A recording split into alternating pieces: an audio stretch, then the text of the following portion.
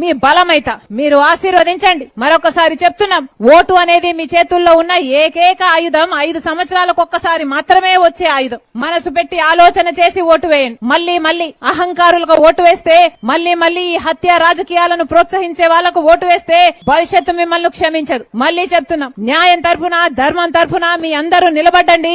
దేవుడు ఆశీర్వాదం మన మీద ఉంటుంది, మీ మీద ఉంటుంది, మన నేల మీద ఉంటుంది, మన కడప గడ్డ మీద ఉంటుంది. మళ్లీ చెప్తున్నాం, ఎవరు డబ్బులు ఇచ్చినా తీసుకోండి. తెలుగుదేశం పార్టీ డబ్బులు ఇచ్చినా తీసుకోండి, వైసీపీ పార్టీ డబ్బులు ఇచ్చినా తీసుకోండి, మీ డబ్బులే. కానీ ఓటు వేసేటప్పుడు మాత్రం ఒక్కసారి ఆలోచన చేయండి. హత్య చేసిన వాళ్లకు, హత్య రాజకీయాలను ప్రోత్సహిస్తున్న వాళ్లకు ఓటు వేస్తే భవిష్యత్తే మిగలదు. మరొకసారి రాజశేఖర రెడ్డి బిడ్డ మనస్ఫూర్తిగా మిమ్మల్ని అందరినీ ఆశీర్వదించమని కోరుకుంటుంది. ఎమ్మెల్యే అభ్యర్థిగా కాంగ్రెస్ పార్టీ తరఫున జ్యోతమ్మ నిలబడుతుంది.